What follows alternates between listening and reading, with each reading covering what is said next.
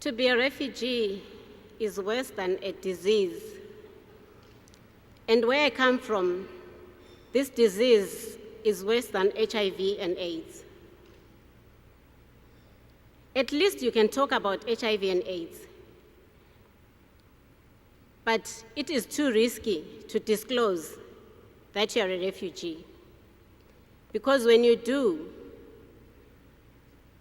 someone will sarcastically say, "Really?" Some people think refugees are lying, and they did not experience what they claim to have gone through. Some think that maybe they have done something wrong. That is why they had to flee their country. When refugees apply for asylum, government officials call them vulgar names. I've experienced this myself. I've witnessed that. I am from Zimbabwe. I was working for an international organization on HIV and AIDS programs.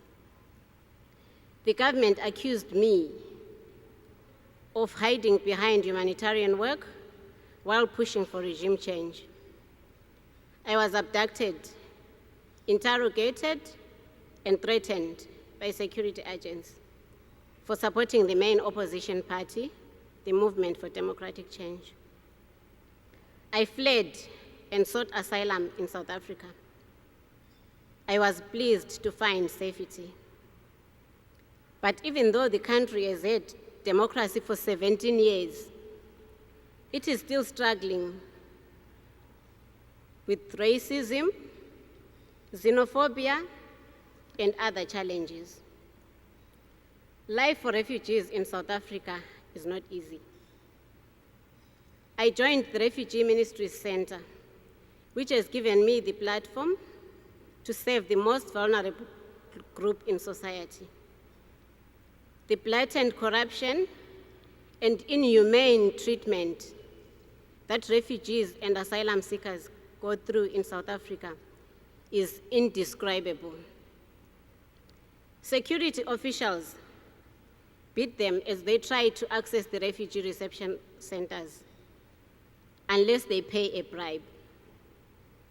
The police on the street demand to see your documentation. Refugee documents are your only form of identification.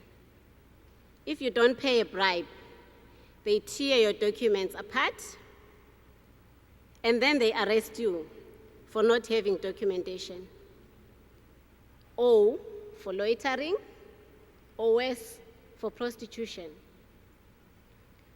Our Refugee Ministries Center has a zero tolerance to corruption. This has yielded amazing results. As we speak, refugees and asylum seekers now wait in decent waiting areas. They are treated with some dignity and respect when they apply for asylum. Our Refugee Ministries Center continues to make its mark on advocacy and being a champion for refugee rights. We empower refugee communities. South Africa does not have any social infrastructure for newly arrived refugees. They have to find ways to survive on their own from day one. Our Refugee Ministries Center employs more than 250 refugees who work in the refugee reception offices all across South Africa as interpreters and translators of 20 different languages. We can't take all the credit, but I'm pleased to say that xenophobic attacks are now sporadic compared to 2008. And more people are coming on board to try and address challenges facing refugees.